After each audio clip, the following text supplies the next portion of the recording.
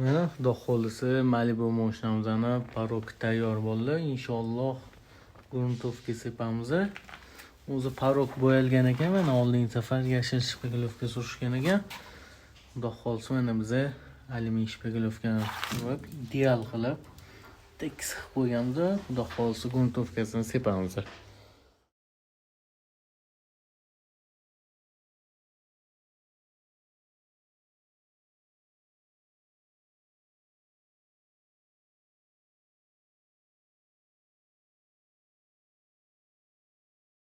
Mana akalar, xudo xohlasa Malibu mashinamizni parok qismiga kraskalarni sepib bo'ldik.